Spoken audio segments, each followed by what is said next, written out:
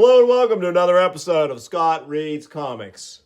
Today I'm going to begin my coverage of Shadow of the Batman, a 5-issue Baxter reprint series published by DC Comics in 1985, featuring reprints of classic stories from Detective Comics. Some really great stuff here. Very cool vintage Batman action from the pages of Detective Comics. I'm lucky enough, through the generosity of my buddy Jan, to have acquired all 5 issues of Shadow of the Batman. Anyone who watches this channel knows how much I love the Baxter reprints from both Marvel and DC. So we're really in for a treat here. I'm going to set issues 2 through 5 aside because I'm going to take one episode to cover each issue, and I'll sprinkle these episodes in around coverage of other titles. We'll probably toggle back and forth between Marvel and DC like I try to do, because I like both companies' characters and it's fun to cover both. Number 1 of Shadow of the Batman covers Detective Comics 469 and 470. Our cover, which is a lovely wraparound cover, is by Marshall Rogers, who I believe did these wraparound covers in 1985, several years after the originals were published in Detective Comics, obviously. And they're really cool, very evocative, and they give us a nice sense of where the stories are going for the 2 issues that are covered in here. And anyone who's been watching the awesome Creature Commandos show will recognize Dr. Phosphorus. This features, I believe, his first appearance. A very cool addition to Batman's already pretty cool Rogues Gallery. One thing I'll point out is there's a few quirks to these reprints, at least starting out, and things change a little bit as we move along. But you can see they're using every inch of this book for these reprints here. The inside front cover is actually the splash page to Detective 469. Another interesting thing is, and a bit disappointing, and DC does get better at this as they move along, they should have put a tag in here somewhere originally presented in Detective Comics 469. Somewhere on this reprint issue should have been an indication of where the source material originally came from. But that's a minor quibble. Let's get started. By Death's Eerie Light is the title, presenting the Batman you've been waiting for, by Steve Englehart, Walt Simonson, Al Milgrom as the inker, and Marshall Rogers as the colorist. These first 2 issues are going to be some awesome Walt Simonson pencils with Al Milgrom inks. And then later on, it's going to be Marshall Rogers. But the through line through this is Marshall Rogers is doing the colors on all of these issues, which is really cool. I love it when pencilers also dabble in lettering, coloring, things like that. It just creates an incredibly cohesive final product. So our splash page shows Alfred has collapsed. Batman wants to know the deal. The Dark Knight is weary, ready for his few hours of slumber before rising to greet the business day as Bruce Wayne. Yet he's in no way slowed. So he gathers up Alfred, and he's going to take him to the hospital. And Batman is going to find that other people in the city are succumbing to this malady, this mysterious malady. We have no idea what it is, the doctor says. All we know is that it sweeps through the body like wildfire. So far, no one's died, but we need a diagnosis. Excuse me, doctor. Blast it, Bell. I don't have time to talk now. Now look here, Commissioner. I might let you talk like that if I were just this hospital's chief of staff. But you forget, I'm also a city council member. So this guy's actually going to become kind of a foil or nemesis for Batman. He's going to go after him from a political standpoint. Commissioner Gordon wants nothing to hear from it. And here we get a mysterious letter we're about to see here. What's his beef? Surely you're helping his men track down the cause of the epidemic. Oh, we found the cause. Bill wants to know what we're going to do next. Phosphorus burns when exposed to the air. The good citizens of Gotham City have earned my righteous wrath, and they will burn for it. For I am Dr. Phosphorus. So we get a great enigmatic entry of our main villain. It was telephoned to my office. Now you see why I don't open up to any doctors. So Batman, as Bruce Wayne, is contemplating what's going on, and he realizes that the issue is in the water supply. It's being poisoned. That's what's affecting the populace. And he calls Gordon to tell him and realizes that Gordon has succumbed as well. And here we get our first visual of Dr. Phosphorus with some really stunning artwork here from Walt Simonson. Totally awesome. As Batman heads to the reservoir, the Gotham Reservoir, to confront him. Light between the trees, it's almost blinding. There's someone. Welcome, Batman. I knew you'd come, for I am indeed Dr. Phosphorus.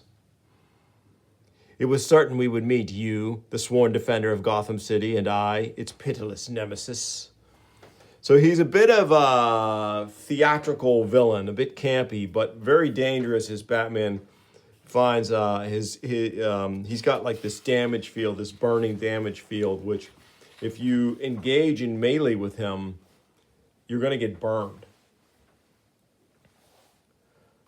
Well, next you're going up the river. I don't need to hold you to hit you. Hitting me won't help you, fool. This is not flesh and blood which stands before you. I am Phosphorus. Every place I've touched him is on fire. I have to think of something, but there's no time. You must die, Batman. Die! Not if a little trick of mine works. Wrap my fists in the shards of my cape, and we'll wrap this up. So, kalam! Batman gives him quite an uppercut here. You are all the opponent I had a right to expect with such a daring revenge, Batman. Thus, I must rise to the occasion. Flaming fingers fasten on a dark cowled throat. Batman gasps in agony and staggers backwards, plunging them both headlong into the chilly brine. So the fight continues underwater, and Phosphorus is going to make his escape, not before a little bit of monologuing. You never say die, Batman. That is why I cannot kill you now. Not on our first encounter. The thrill of the game would be ended too soon. No, come back and fight. So Phosphorus is obviously a candidate for Arkham Asylum. He's got a screw loose for sure.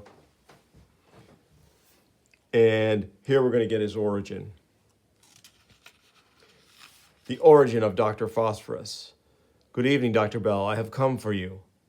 How dare you enter my home? You have no business here. You're that Phosphorus person. But surely, Bell, surely you knew me better than that. Surely you recognize me as your old colleague, Dr. Sartorius. Sartorius? No, he's dead. That could be much more convenient for all of us, Doctor. But I do live. Ah, I believe I see some recognition in your eyes at last. So here we get the rundown on Dr. Phosphorus' origin. And we'll just briefly go through it here. We were fellow members of the Tobacconist Club. Some people say its membership includes the most powerful men in Gotham, and it would be foolish to deny. My entry to its hallowed halls stemmed from my Park Avenue practice and its $200,000 a year income. That and my friendship with you from Gotham General,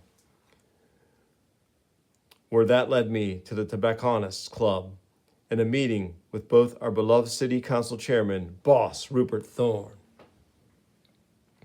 A break on city taxes, Sartorius? That would be like breaking the law. But now, if you were to learn of a tax shelter we haven't formally announced yet, would that help? But the deal goes south, and Phosphorus loses, or Sartorius, he's not Phosphorus yet, he loses his fortune in this deal. We lost. I was forced to watch the plant rise outside Gotham City limits, 3 miles offshore in the Atlantic. It was a bad solution. Now the plant needed more money to cover the structural changes, and there was no more money. We had already dangerously overextended ourselves, so we had to cut corners elsewhere. So there was an accident in this incredible artwork depicted in the flashback here by Simonson and Milgram. And here we can see some of the early dynamism of Simonson's evolving style. Look at this incredible explosion, the one that transforms Sartorius into Dr. Phosphorus. He wants to get his revenge on the city he believes has wronged him. Here, Batman confronts what looks like a second-story man, a burglar of some kind, a thief in the night, and his gray-garbed nemesis. Many thieves on many nights have felt their blood freeze solid as the long arm of justice dropped silent and sudden from the depths of the dark, and they turned toward those pale, blank eyes. But this night may mark the last night such things will ever be. And Steve Englehart, Walt Simonson, and Al Milgram are about to tell you why, aided and abetted by colorman Marshall Rogers. Julie Schwartz, editor. Love how they threw in the creative team in with the exposition there. Really cool. So this is the beginning of 470. I guess, is our splash page. The master plan of Dr. Phosphorus. So Alfred and Jim Gordon, for some reason in the same room, maybe because there's so many people in the hospital from Phosphorus's poisoning. Batman shows up to see them. He's pretty friendly with Alfred, which I think is a little strange given that it could link him to Bruce Wayne, but this Dr. Bellfellow doesn't seem to pick up on it. He comes in and threatens Batman with a subpoena. Well, Batman has already, in a previous page, Batman was already subpoenaed by the city council. So Bell is threatening to expose Batman's, or try to expose Batman's true sinister purpose during these hearings, but Batman has nothing, wants nothing of it. He leaves the hotel room, or the hospital room, in his inimitable style here. Really great. We have a concert here, and Phosphorus shows up at the concert. Really awesome. Very 70s here. I am Dr. Phosphorus. I have utilized the arena's laser technology to project my image here on the dome. Even now I'm amongst you, in form and in spirit. Yes, in spirit. For my poisonous fumes have entered your air conditioning system. The arena is sealed. You have 3 minutes to live. So he starts a real uproar. Meanwhile, in this particular era of Batman, he has relocated the contents of the Batcave to Wayne Tower in Gotham City. So he's right in Gotham now, not on the outskirts. And here he has a flashback about moving the stuff. Batman gets the lowdown